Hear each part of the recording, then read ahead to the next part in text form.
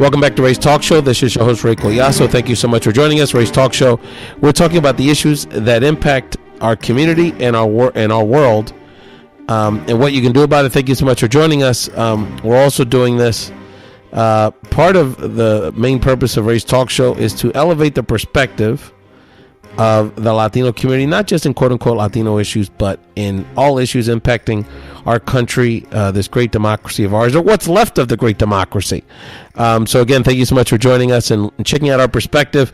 And speaking about our perspective from all over the country, I had to bring back my a great friend to the show and the host of the Perales Report, a fellow podcaster calling in from the West Side, Leo Perales. Leo, welcome back to Ray's Talk Show. Hashtag alert the daycare center. Alert the daycare center. That's right. You didn't hear about that, Bob Corker? That may be the hashtag of the year. Thanks to Bob Corker. That's right. I forgot. That's right. Corker breaking it down, Mr. Well, I'll tell you that Corky's quite a social media maven with his Twitter handle. Leo, let's remind people that, again, you can listen to Ray's Talk Show anywhere. You can download a podcast, iTunes, Stitcher, SoundCloud, literally any Spotify, literally any prominent podcast player app. And you can always check us out at rayspodcast.com and Ray's Podcast throughout social media. Leo, remind people they can follow you on social media and a little bit about the Perales Report. Yes, you can follow me on Facebook, follow me on Twitter, you can follow me on SoundCloud, you can follow me on YouTube. Just go to the search bar, type in the Perales Report, it'll come right up. I've had some very good content. I had someone call me out today, so that lets me know I'm doing a very good job, that my content's getting out there. I just did a story about some local races here. Typically, local races for city council and school board are nonpartisan, but they have become very hyper-partisan this year. And so I did a story, and the local Republican Party chair called me out. So that was cool. It's good to get some feedback from time to time. But there you go. Again, hit me up on Facebook, Twitter, SoundCloud, and YouTube. You know, as some would say, you got to love the hate. You got to love the hate. That means you're doing something right, brother. Good for you. No doubt about it. And definitely check out the Perales Report, one of our great new podcasts on the scene. So on this episode of Ray's Talk Show, we're going to talk later on in the show about some very interesting governor's races and how it impacts Latinos, not only in the mid-Atlantic states, but throughout the country. A little bit about the insurgent Latino candidate running against longtime Democratic Senate stalwart Dianne Feinstein. And, of course, we'll give people an update on the latest sort of breaking news as we're recording this on a Tuesday, this show on a Tuesday evening. What the sudden announcement by Senator Jeff Flake of Arizona that he will not be running for re-election, sort of adding to the growing list of Republicans that are just trying to step away from the drama. What that means not only for Arizonans, who we always have a lot of love for on the show here, and is sort of the ground zero of Latino political conversation, but also what that means for us nationwide, as well as sort of the political electoral map for next year, which I know Leo has some questions for me about. But first, a quick shout out to Rolando Rodriguez. Definitely check out the previous episode of Ray's Talk Show that was released earlier this week. Rolando is not only a Houston Astros super fan. We talked a little bit about the World Series, but we also talked about the ongoing recovery efforts that he is helping. Him and his team at Trill Multicultural Media are helping to lead through philanthropy and organizing in some of the hardest hit and invisible communities in the Houston metropolitan area, unfortunately mostly Latino and African American.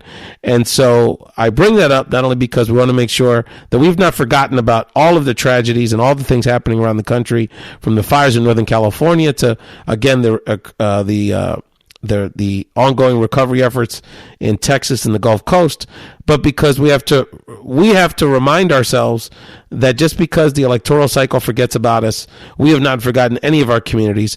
And that's why we're going to continue to highlight one of the great humanitarian crises in the history of this country, what's happening on the island of Puerto Rico. And I know, Leo, we continue to keep an eye on all of these developments, because while the mainstream cable news may forget about us, we don't forget any of our community. No, not at all. And really, with the president getting into Twitter wars, the Puerto Rico story is starting to get kind of hidden, but it's incumbent upon podcasts like ours and other Latino activist commentators that go away. So what's the big update? The last article that I read today was saying that it's going to be months before electricity is on. What are you hearing from people that are on the ground over there in Puerto Rico? Well, yeah, we're going to talk a little bit more about the electricity piece, because that is going to become, I predict, we're going to talk about in a second, not only a political football, a political, I can't even, hot air balloon, because there is something amiss there, which we're going to talk about in a second. It's been a month. But it's been a month. Yeah. It's been a month, and we're going to talk about those efforts in a second. But just to give people a baseline, we're still talking about the vast majority of people on the island without electricity. Imagine living with electricity. If we go a day and a half in this country, in the mainland United States, a day and a half, we start complaining, we start bitching, we start calling the electrical system incompetent. We start writing our congressperson. We go ballistic if it's more than 24 hours. We're talking about U.S. citizens, millions of U.S. citizens still without electricity, going on a month, and with no end in sight for many of them, particularly in the interior of the island. We're talking about a third, over 1 million American citizens, a month into this tragedy without access to clean, reliable drinking water. We're talking about hundreds of thousands, if not 1 million, U.S. citizen children that are still, after a month, do not have a school to go to. Or if they have a school, there's schools opening up on the island, Leo, that are working without electricity. Can people understand the magnitude of this? That's why we're going to start with this every week until this gets addressed and highlight what's happening there. So from a baseline perspective, and everything we're hearing on the ground, and I am following journalists, community leaders from my home community in Philadelphia, from the New York area, from Miami, from anywhere in the country, anywhere in the world. People are following a bunch of Southern military veterans, Jason Maddy and his crew of patriots, who are helping their fellow Americans on the island of Puerto Rico. If you follow on social media, if you're paying attention, it's very clear that, if anything, the U.S. government's efforts have gotten more passive in the last few weeks. It seems like once the heroes and leaders like San Juan Mayor Carmen Yulín spoke up and defended our community, it seems like the response has even gotten more feeble. So it's still great concern. This is something that is just totally unacceptable. And again, if people listen to episode 262 of Ray's Talk Show that was released earlier this week, you hear the conversation that we had with Rolando Rodriguez in Houston, where he says, it's incredible, Leo, and I know I just posted it today, so you may not have heard it, but he said that he saw with his own eyes first responders from different, I'm not accusing any particular government entity, but first responders, whether they were government employees or charity organizations, that were too scared to go into certain communities in Houston. Of course, those are minority communities, because they didn't realize the kind of poverty that existed in this country. So we're talking about, this is happening in the fourth largest city in America, Houston, Texas, months after the hurricane there, Harvey. You can imagine what's happening on the island of Puerto Rico. It is just, we're not making it up. We're not being dramatic. Carmen Yulín's not, this is not a game. This is real.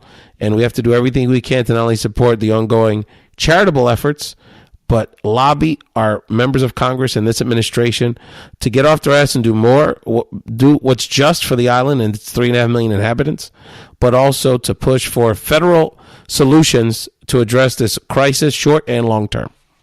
And I actually did catch the podcast episode 262. So everyone out there, if you haven't, please go to iTunes, all those places, Spotify, SoundCloud, and listen to that. Very, very heart-wrenching podcast. I will say that. Just good job to both of you guys. That really tugged at some of my heartstrings today, and really made me think about how life would be without water, how life would be without electricity, and not being able to communicate with my family, and just like you had mentioned. First responders not wanting to go into these communities and just too scared to, when it was flooding and stuff. And you guys touched upon this, the multicultural, I guess cognitive dissonance, I guess essentially between certain communities and the government. You're right. The government's not doing nearly enough. And you're starting to see lots of people flee Puerto Rico and not knowing there's a lot of uncertainty right now. And it's just very sad. I saw, to me, not really a funny tune, but it really just kind of gave me a perspective on that. It was a cartoon with Trump Trump's holding up a sign on both sides, and one was for Harvey in Houston. Another one was for Puerto Rico. The one side said that we're going to be there forever. We're going to be there to help you. We're going to help every single person. The other side said we can't be there forever. You guys need to start helping your guys selves. And that's essentially it. I think this president doesn't individuals, Americans, and we're letting people die. And having to go over there a couple weeks ago and say that and really undermine what they're going through and not understanding the gravity of the situation. It's just sad, and that's why you need to go to the GoFundMe.com and go to that Trill Multicultural GoFundMe account and donate some money. They need simple things such as tarps. They need water. They need everything that we take for granted here on the mainland. Just the common necessities. That's what our brothers and sisters need over there in Puerto Rico. Yes, and then and I wanted to touch on a piece we're going to be following more and more as it relates to the Puerto Rico issue. So for people that didn't see this, a few weeks ago, a company was given a $3 million contract by the Puerto Rican government to Whitefish to essentially rebuild the power lines, rebuild the power lines on Puerto Rico. Now you would think, we're talking about 2,400 miles of electrical wiring that has to be reinstalled. So how many employees would you say a company that has to do that kind of work would have? 1,000, 10,000, 20,000? How many employees do you think Whitefish has, Leo? This magnitude of work. You would think, and being someone who works in the construction industry or used to, you would need thousands for that amount of line, and especially because the amount of damage. You're talking $90 million worth of damage, more than that. Excuse me. So we're talking. You would think a company that would have thousands of employees and experience, right? You would think experience would be a big criteria doing these kind of large scale jobs, correct? You're a construction guy. You would be looking at experience. You'd be looking at all kind of factors, right, Leo? Correct. Yeah. You would need at least some experience working in devastated area, especially after a natural disaster. Especially when it's said that there's about $95 billion worth of damage. You would think you'd probably have a couple thousand guys go in there, and so I'm curious to find out the answer of how many people this company has. Well, until let me tell you this way. So until they got a $330 million contract. The largest job, now again, this is a 2,400 mile job. This is the kind of wiring you have to do. The largest job they ever did was less than 5 miles. And it wasn't done in in Iraq or after a hurricane or a natural disaster. It was done in suburban Arizona, in rural Arizona. So nothing particularly harrowing about it other than maybe the hot sun. And they literally, Leo, had 2 employees on the books when they got this contract. Now, another fact that people should understand, which may give you a sense of how they got this contract out of Montana, by the way. Yes. Also, I doubt either one of those employees spoke Spanish or lived in Puerto Rico. The owner of Whitefish is literally the neighbor, not the buddy, not the guy in the neighborhood, literally the neighbor of the Secretary of the Interior, Ryan Zinke. So you tell me, Leo, if it smells funny, looks funny, the math doesn't add up, I think we've got a real issue here with ethics and what's happening with our government here. And I think we need to call it like it is. I know that during the past administration, when you had President Obama, he went after, he was trying to increase green and go that route, and they were like Solyndra. I remember the whole Solyndra scandal thing. Solyndra. This needs to be called out for what it is and how this person. Well, I just looked it up. Supposedly now this company has over 280 employees and are going towards the territory. But either way, Leo, if you gave you and I $330 million, we could hire a couple homeboys real quick, couldn't we? Yeah, really cheap, and they'll get it done faster probably too. Because I'm constantly. We get it. Hey, what? Hey, for $330 million, a Latino get anything done for you. I guarantee you. We'll figure it out, brother. And so we're going to keep a close eye on this. And then the last thing I wanted to talk about when it comes to Puerto Rico is somewhat of a lighter note. So a couple weekends ago, we had quite a show. I think it was carried on both Univision and Telemundo, NBC, a lot of other major cable networks. Did you get to see our big Puerto Rican concert thing? It was kind of the Puerto Rican Live Aid the other day. Somos una voz. Did you get to catch the party, Leo? Oh, yeah. Trust me. I will never miss a chance to see J-Lo on stage. Never miss a chance to see Demi Lovato. Demi killed it, dog. Talk about a few Mexican American. A Mexican American that almost stole the show. Let me tell you, Demi had a great performance. And I tell you, when Puerto Ricans get it together, when we all show up, it's a party. What a show. All the reggaeton guys. DJ Khaled at the Miami show with Busta Rhymes and Fat Joe. Some really great performers. Camila. Some of the Mexican groups, the other Latin American groups, Alejandro Sanz. It was quite a show, but Demi was fantastic. Bruno Mars, reminding people, yes, I'm half Puerto Rican. It was good to Bruno broke it down. Leonardo DiCaprio called in.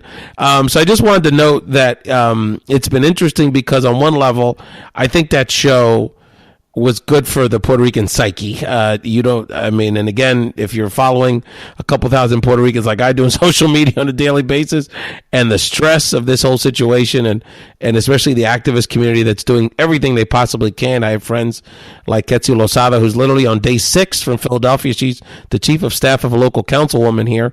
And so she's got a very busy job and lots of responsibilities. And she's been part of a mission with the Salvation Army, taking some of the goods and of donations that we've organized here locally. And this is day 6 of her delivering hope and supplies to all the little towns on the island. But, it's so psychologically, it was helpful to kind of have that moment. It also raised a lot of money. And so it's been interesting because there has been a part of the activist community that sort of downplayed it. And, it's very corporate. Where's that money really going to go? But curious, Leo, what you thought. It was just certainly was a good concert, and it certainly brought a little bit of star power and attention to the cause. Yeah, no, first off, it was just really uplifting to see the amount of star power that we do have out there in Hollywood, and to have everybody, like individuals like Leonardo DiCaprio, calling in and donating millions of dollars to this. Like I said in the beginning, we need to make sure this stays in the news cycle. And I hate saying it that way, but it's the truth, because if we do not provide these updates and tell people what's going on, and luckily we have individuals who are there on the ground giving us updates, nothing's going to get done. We got to hold the fire to the feet of this president and to the government apparatus that's there assisting with the recovery.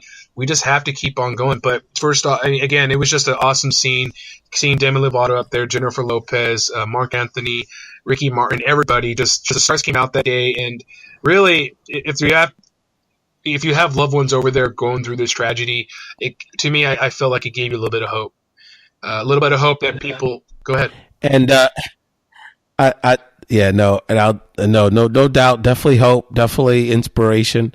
But let me tell you, the last thing I want to say about it is only Jennifer Lopez, only the iconic Puerto Rican, super duper humongous star, has the personality and the star power to not only do the show with her new man A-Rod, Alex Rodriguez, who now all of a sudden is the philanthropist of our time here. Saint A-Rod, right? But then have her exes on the other half of the telecast, like Mark Anthony and P. Diddy, do the show with her together. It was just kind of hysterical in a sense.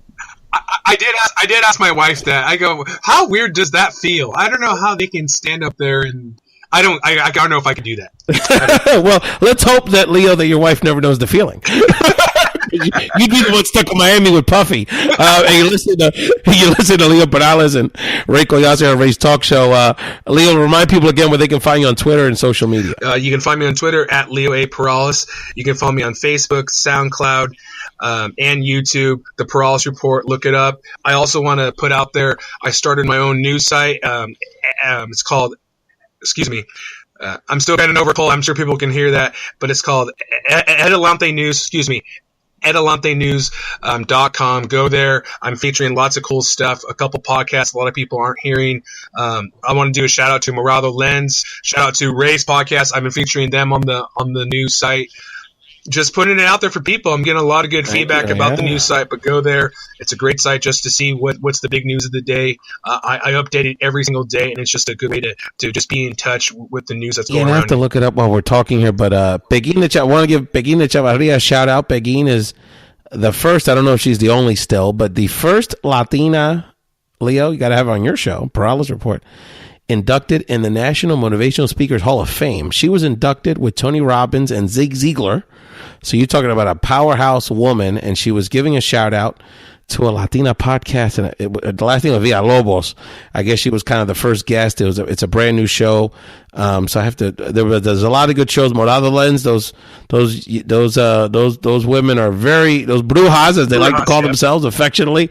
They are very powerful. They live about an hour and a half from me in Jersey, and we have a great relationship. I don't get to see them much in person, but we keep in touch on social media. We definitely have to connect with them. And Brenda Gonzalez from the Tamarindo podcast. A lot of our friends are doing their thing, and we got to support. We need more Latina voices in the podcast game. Leo and I are cool, and I'm glad we have more and more every day of more of this flavor, but definitely need some more Latinas engaged in the game. I think the Mamas con Ganas women, including Wendy Barba, who is unfortunately dealing with the fires in Northern California. She lives in Napa Valley, are going to debut their podcast very soon. So let's get our Latinas out there, and women in general. We need more women voices in these conversations. But for now, Leo and I will suffice, no question. Leo, I know you're as a political junkie. I know the announcement today of Arizona Senator Jeff Flake, sort of abruptly announcing on the Senate floor that he would be not running for re-election, and this will be his last term in the Senate, was kind of headline news. So what are your thoughts about Flake flaking out on us here and announcing this is his last run in the Senate? Right. Or what the Trump administration would call him, the Flake. I was saying that I think Arizona is being set up for the Democrats to kind of take over, because we've seen over a period of time Arizona is starting to turn a little bit of ruby red, almost to that blue. So, you have John McCain you got to worry about because he has cancer. Now you have Jeff Flake saying he's not going to run for re-election. I think this is looking good for the Democrats. What do you think, Ray? It's really interesting because there was sort of a few different schools of thought. The first rule of thought, which wasn't my initial emotion, which was from my progressive activists, this is good news. You won't have to run an incumbent. The Republicans will most likely have an extreme candidate, and Kelly Ward, who is very, very right wing, hates immigrants, can't stand Latinos, called McCain old and weak when she ran against him in 2016, is the leading candidate on the Republican side. So a sort of Steve Bannon wing of the Republican Party. And so the excitement level was, it's easier to beat a nut than an incumbent. I'm sort of in the other school of thought on this, which is it should be a motivating factor for us, and I think provides us more fuel to engage, in this case, the Latino and other like-minded people in Arizona. But I don't necessarily think it makes it that much easier. I don't, the evidence of Republicans, and quite honestly, a solid, majority, if not supermajority of white voters in Arizona voting for nuts, like Sheriff Arpaio, like other super ultra right wing political figures in Arizona, is pretty strong. So to sit here and tell me that, Republicans, especially in this political climate, people that voted for Donald Trump, people that seem to have a less favorable rating of Republicans in Congress than our sitting president, wouldn't come out and just vote for a racist nut like Kelly Ward, call me skeptical of that opinion. So I think we have a challenge. I think we have a greater challenge because quite honestly, Senator Flake, even though he voted the wrong way on all kind of things like health care and other things, is not a nut. Someone that we can work with on issues like immigration, is generally a decent human being. Him not being as part of the Republican caucus is not a good thing for us as a country, and in this case, to some degree, the Latino community. So I think it's it provides us a greater challenge, but of course, a great opportunity. One of the things we have to look out for, and this is why, see, if you want to know what's going on in politics in 3-4 months, you listen to Ray's talk show now. Because what did we talk about 2 weeks ago? Leo, we talked about this dynamic of potentially Flake or a crazy nut like Kelly Ward being the Republican nominee for Senate. And on the Democratic side, there being an opportunity, and who sits there? Kirsten Sinema, who's the leading Democratic candidate, Congresswoman. Started a political career, and I've known Kirsten since 2008, brother. She worked for me. Let me tell you, but when she was a state rep in Arizona, and she was called the most Mexican American representative in the state house because of her pro-Latino, pro-immigrant agenda as one of the most progressive members of the Arizona Legislative Caucus. She worked for me as a leadership trainer for Latino young emerging leaders in Tucson, Arizona. So I've known Kirsten very well.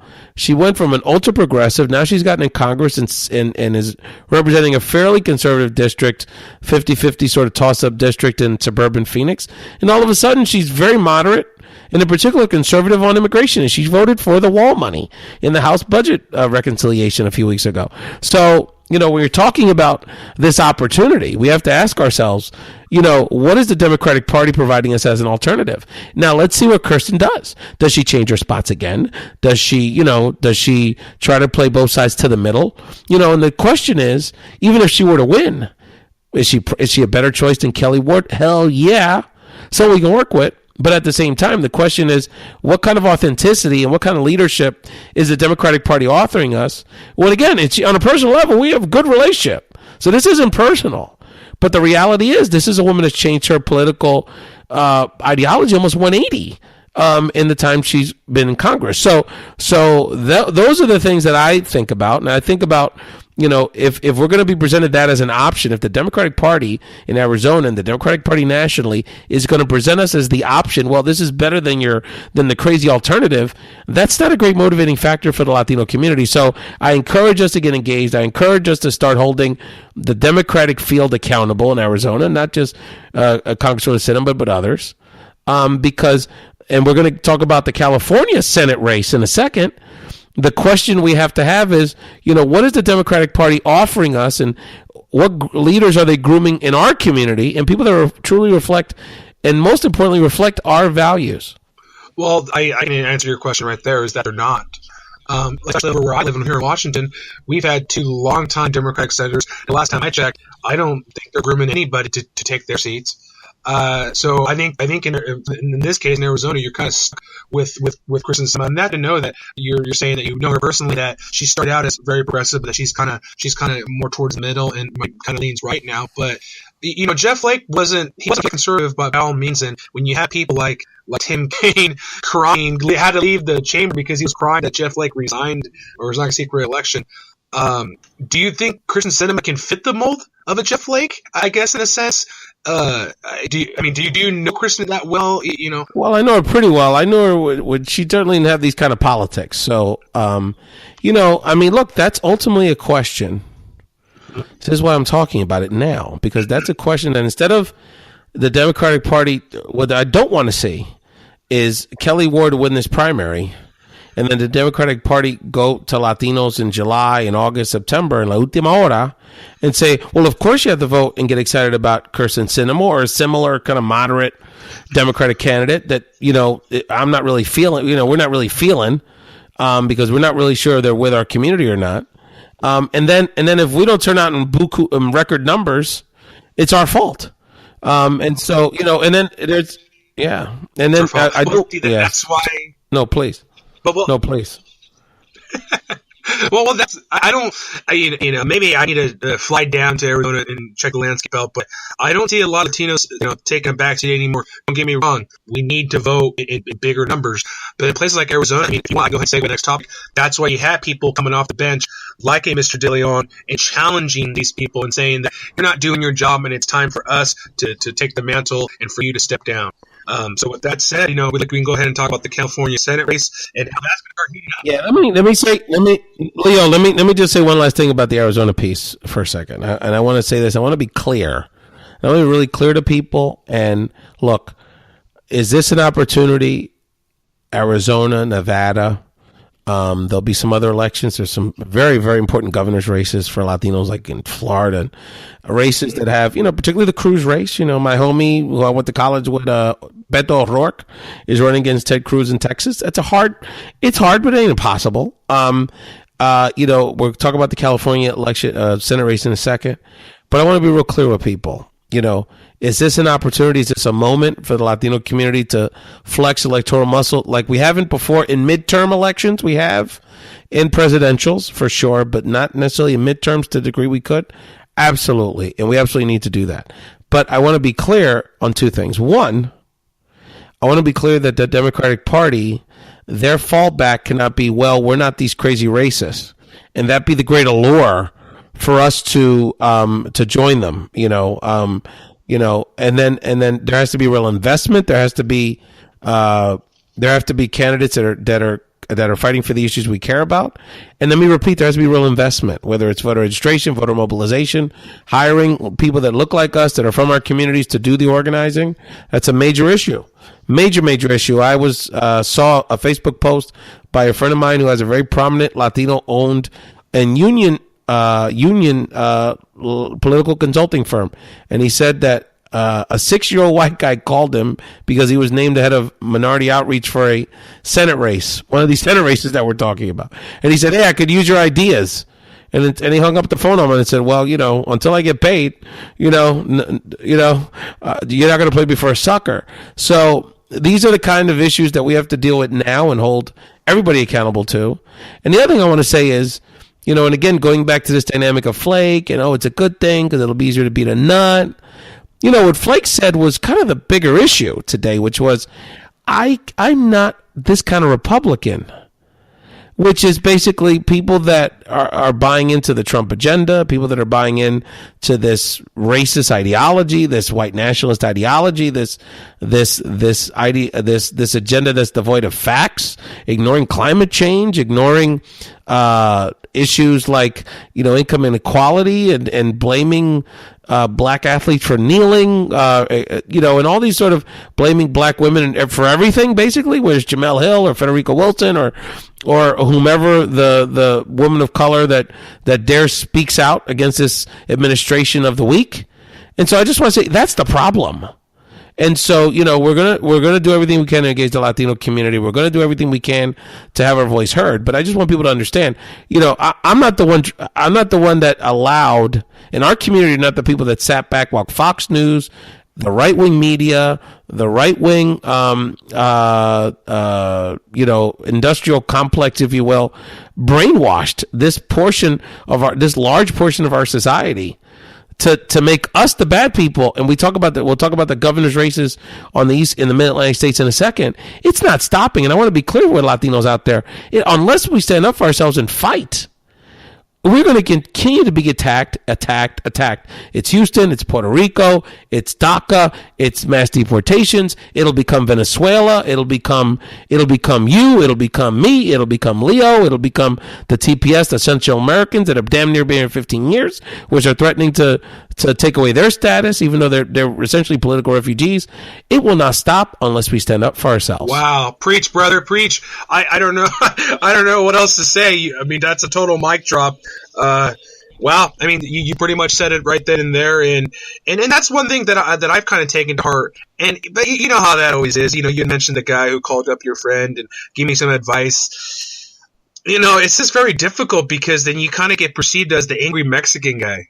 That you don't want to just go along to get along type of thing. And yeah, go ahead. Well, brother, it is hard. It is hard, but leadership is hard, and I put on social media today, and again, not to make this a Puerto Rican thing, but, when Mayor Carmen Yulín, the mayor of San Juan, wades through water, sleeps on a cot with people that are in a shelter, wades through infested waters, door to door, to make sure her constituents are alive, and gets attacked by this president for speaking the truth. These Republican senators who live some of the most charmed lives in our society run away from tough elections, not threats to be killed, not threats to be destroyed, not threats to be put in jail, not threats to be just tough elections.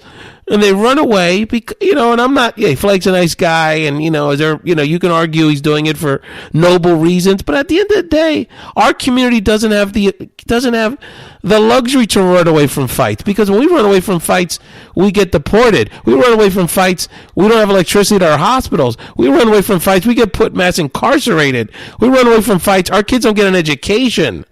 So, yeah, it's nice, and he did a noble, it's nice, and everyone, I see on social media, it's very nice. He's nice. And Flake's a good guy. I don't have a problem with him. I'm sure he's lovely, his family. I'm sure he's doing it. But I just want to reiterate, Carmelene couldn't walk away from that fight. Because if she walked away from her responsibilities as a leader, more people would have died and drowned in San Juan a few weeks ago. So I just want to, let's just put things in perspective. That being said, our homeboy Kevin Leon is fighting in California, Leo, and I know that's going to be a very interesting election out in the West Coast next year. Yeah, it actually took a lot of people by surprise. A lot of individuals, higher ups like Gavin Newsom, Kamala Harris, and them were telling him, "Hey, do not run. We don't need this kind of intra-party fighting." Don't be the angry Mexican. You're gonna get your chance. Be patient. But Dianne Feinstein, 85 years old. I don't know how much she has left. She's done a very good job, like we mentioned earlier. Some of these lions in the Senate and in the House, they need to be grooming other people to come up and take their positions. And I think Kevin DeLeon doesn't want to wait, and he makes a very good point. What do you think about this race? Do you think this is something we don't need, and could it set back? Because I really feel like this could set back Latino candidates going around in California, Arizona, Nevada. Let me tell you something. I think it's fantastic. Let me tell you something. State Senator, the Senate leader, Kevin DeLeon, is a very accomplished guy. This is a man, has an incredible personal story. The child of an immigrant single mother, grew up in a working class community in San Diego, has been a champion for progressive causes, the causes that impact working people, real issues. And let me give you a shout out to Marisa Bell Torres. Marisa Bell Torres is a colleague of mine in my day job at Unidos US. She helped craft the legislation that Senate leader Kevin Leon passed that created a state-sponsored retirement plan for our friends that are construction workers and people that companies did not offer them 401ks. They are provided an opportunity to create essentially their own 401(b) program, their own savings program for working people. He also create legislation to establish background checks for large ammunition purchases. Wow, what a crazy concept! We'd actually want to do a background check on someone if they purchased a large amount of ammunition. So this is a guy that actually is getting things done. His policy priorities in this election will be education. Look at that. Young people, our people, growing community, in the environment and healthcare. And let me tell you something. On two levels, this is good. One is that this will make, even if she wins, and she certainly would be the heavy favorite, it'll make her a better senator. That means it'll make her think twice about sort of just taking a background role on certain issues. There's been criticisms of Senator Feinstein, and generally she's been a good senator and, generally good on her issues. But she's been, she has been passive and middle of the roadish on certain things, particularly immigration issues over the last several years. And so this will hold her more accountable. This will make her a better senator if she were to win re-election. And then the other thing is, what the hell? There's nothing wrong with being in your 80s. God bless my grandfather. God bless, the elderly provide so much for our community. But this woman's been in office over 30 years. And, she was telling people in her 60s to wait. She's telling people in her 70s to wait. Now she's in her mid-80s. She's telling people to wait. She wants to be 90 by the time the next election would come around in 2024.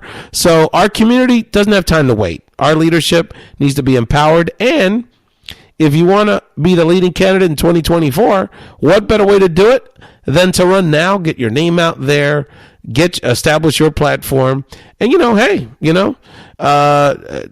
get yourself used to being on that national, statewide stage. So kudos to Senate Leader DeLeon, and we need to have him on the Perales Report and Race Talk Show. This is a rising leader in our community that needs to be heard. Hey, if he's willing to come on, maybe I should reach out. Maybe, hey, that's a very good idea. That's a very good idea. Maybe we need to reach out and have him on. We need to have him on the show, brother. Well, I don't know if you read, but the good news is he has over $2 million in various campaign accounts. The bad news is because of the federal election laws, he can't transfer hardly didn't have money to run for Senate. So he's got a lot of work to do. He's going to have to raise money all over the country. He does have a super PAC led by some white progressives that apparently is going to raise, in a parallel effort, a good amount of cash. But he's got a lot of money to raise, brother. But all the best to Senate leader Kevin DeLeon. You got to push your way into the mix. No one's going to hand us our community anything. Got to fight for it, brother. We got to stand up for ourselves, and we got to encourage young 50-year-old leaders the opportunity. My God, in California, you got to pay your dues. And you listen to Ray's Talk Show. We are fired up here on a Tuesday night, as the Dodgers are. Justin Turner just hit a home run here in Game 1. They're fired up here in Chavez Ravine.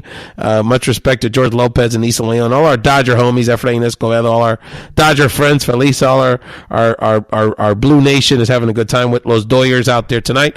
But in general, talking to my homie here, Leo Perales, lots going on, talking about how we need to push to have our voice heard, push to have our leadership respected. And Leo, I know these conversations just fire you up, and you've got a few other questions for me. Yeah, they get me going. We can get into the Hey Ray segment if that was the kind of wink. Well, hey, Ray, I got a couple questions for you. First off, there's a couple of governor's races this year. New Jersey and Virginia are the ones going to be on the ballot in November. Some experts are saying that these races are the first major electoral litmus tests for how America is responding to President Donald Trump. How do you look at these races, and how do you think they're going to shake out? Well, let me talk about it first from like a progressive electoral perspective. Virginia is very important.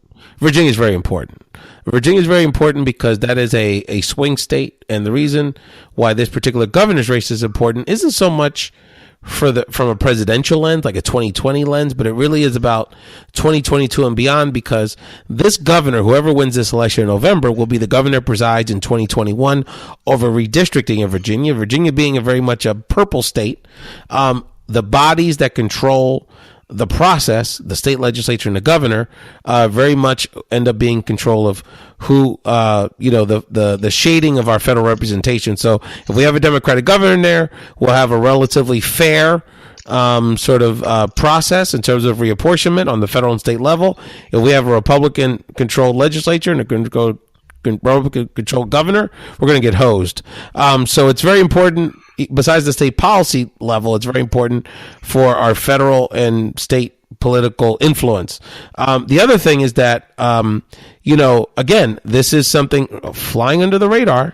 The New Jersey election is kind of a blowout. The Democrat will most likely win. He's basically bought the election. Phil Murphy, God bless him.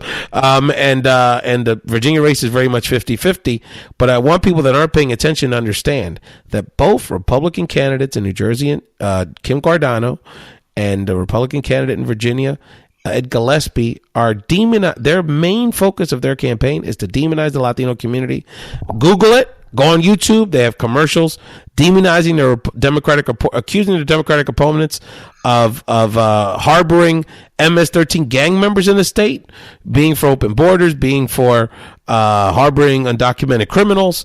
The imagery in these commercials of ball-headed gangbangers, people, attacking suburbia is disgusting.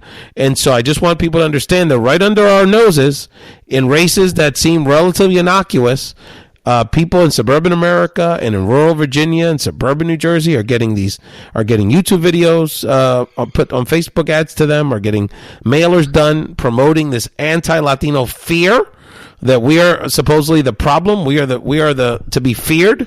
Not the people that are going to take your health care. Not the people that are going to cut all your benefits. Not the people that are about to create tax breaks for the rich. We'll talk about that next week. The tax bill that's moving along. But no, it's Latino gang members. And so, these races are important as not only from a Democratic progressive perspective, but also from a perspective of us having to push back against anti-Latino sentiment every step of the way. Yeah, I really do. If I can put my 2 cents into it, I kind of feel like both of these are going to be a Democratic pickup this year, and they are very critical going forward. And don't get me wrong, in my area, I vote for both Democrats and Republicans. I vote for people who are going to do stuff, who are going to do the people's work, not necessarily the party's work. But my next question is going to be, I don't know if you saw, but both on the same day, former President George W. Bush and President Barack Obama both came out and kind of had a strong rebuke of President Trump. Do you think it's okay for past presidents to kind of speak about a current president and their administration? Interesting, because think about what it's taken. Think about the level of dysfunction, chaos, breaking of norms, and, generally just boorish behavior that this president had to do over 8-9 months, and had a campaign basically built on demeaning both these gentlemen, for them to even say what they said. So when you have a president that's breaking all the political norms of our modern history, you can't be upset when the former presidents that, whether you agreed or disagreed with them, are people that cared about this, that care about this country and respected the office. You can't be upset at them when they push back. Yeah, well, because typically you see presidents who go off in the sunset. They kind of, like, for instance, like President George W. Bush. He hasn't said anything for 9-10 years, and all of a sudden he comes out. I mean, do you feel like they should just fulfill that traditional role of just taking a back seat and just, like I said, going off in the sunset and just being very quiet? Well, I think that when you have a president that, God forbid, puts you in danger, Leo, and there's obviously people like Senator Corker and others in the political establishment, not just people like you and I that follow the news and have brains, that are concerned about that kind of extreme scenario with North Korea. When you have a president that is letting, seems to wouldn't mind if more and more people perish or suffer in places like Puerto Rico and Houston. When you have a president that is just, putting our country in a very diminished position, not only in terms of the fidelity of our democracy, but also our standing in the world. I think they wouldn't be patriotic if they didn't do what they are doing, and they need to do more of it, particularly President Obama. Okay. I'll have to think about that. I don't know. I'm just been thinking about it a lot lately and wondering if it's a good idea, because it gives Trump and all his supporters something, just a little ammo, saying that he needs to stay out of it. I'm talking about President Obama, and why is he back in here? And he's just trying to, like people always say, trying to create a one world government and all that stuff. I kind of feel like it adds fuel to the fire and stuff like that. But anyways, my last question, last but not least, is about the Philadelphia Eagles, top of the NFC East. Are they for real? I'm not sure if they're for real or not, because I know when they come down to Washington and Seattle, when the Seahawks lay the boom on them, I don't know what to think. What do you think? We'll see. Bro. It's gonna be a good game. Let me tell you something. We're pinching ourselves because we don't want to believe what our eyes are seeing. 6-1 Philadelphia Eagles, fresh off a big victory against the Washington NFL team on Monday Night Football. This is the bottom line. The bottom line is we could talk about a deeper roster than we anticipated, particularly a front four that has about 7 or 8 really top level pass rushers and linemen that rotate in and out, keep them fresh. But the bottom line is this: not Jameis Winston, not Andrew Luck, not Marcus Mariota, not Jared Goff, the young quarterback that is going to be the next superstar in this league is in Philadelphia, and his name is Carson Wentz. He was unbelievable last night, and I'm a believer. There's nothing else I need to see. This guy's the truth. And when you have a game-changing quarterback like that, an Aaron Rodgers type, whatever you want to compare him to, as the cartoon my sons listen to say, anything is possible. The Seahawks is going to be a good matchup, though. It's tough to go to it's a far road trip, brother. It's going to be a good game. We definitely have to do something fun for that one. Awesome. Yeah, we'll have to put a wager out there or something. Absolutely. Yeah. Absolutely. Awesome. Well, that's all I got for Hey Ray. Well, brother, appreciate it, man. Let people know where they can what's happening on the Perales Report. Yeah, I got a couple more candidate interviews this week. Just doing local stories, trying to keep it local. I'm working on that news site that I talked about. Started my own social media company, Somos Media Group. They're the ones who own and find content creators for AdelanteNews.com. So please go there, and you can find me on Facebook, Twitter, SoundCloud, and Instagram, the Perales Report. Look it up, and please like my stuff, share it, and let's get the word out. And if you got something you want to tell me, hit me up on those platforms and tell me stories, or if there's a certain podcast or certain voice out there that needs to be amplified, please let me know. I'm here for my community. What is the big local issue happening up there that you're following with your elections that you're covering up there? Right now, the sheriff's race over here in Bend County has become very divisive, and both these candidates are spending an insurmountable amount of money. One candidate has spent $80,000. Which is kind of it's obscene amount because the job only pays about $80,000. So he raised a lot of money, and like I think I mentioned it on another episode, an individual here who owns a pot shop is running for city council, and he has spent himself like $86,000 on a job that only pays $12,000 a year. So there's been a lot of money. Those are the big two campaigns and races that people are really focusing on. And also, I'll say this, and I'm going to do a story on this, is on has been on the treatment of women candidates. We've had a lot of candidates here, namely women, who have been, just kind of verbally just mishandled on Twitter, on Facebook. They've had their signs ripped down. I have interviewed a couple of them, and they have expressed their concerns about it. And I don't get how, I don't know, who knows who it is who's because a lot of these individuals, like on Facebook, they're anonymous. They just kind of put like a picture on there, and then they just say whatever they want. And I just don't understand how we can't get to a point in society where we can't have women leaders. I don't get it. I don't get why we can't just. For instance, I think it's time to have a woman president, but. And so that's how I'm stemming from. So I'm trying to work on a story about that, and when that's ready, I'll let you guys know. Oh man, well, so we appreciate all you're doing, Leo, and we're definitely going to support wherever we can the Perales Report. And you listen to Ray's Talk Show. Thank you again so much for listening, for joining me and Leo talk about the issues that we care about.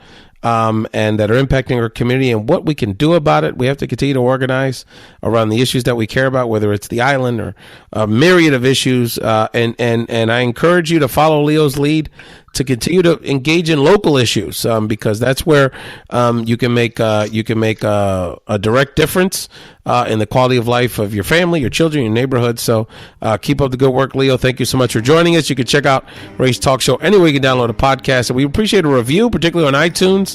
That helps quite a bit. More people find us and spread our message of empowerment and raising the voice of our community. So please provide us a review on Ray's Talk Show on iTunes or anywhere you can download a podcast. Thank you so much for joining us. You too, Leo, have a good week, brother, and we'll be in touch soon.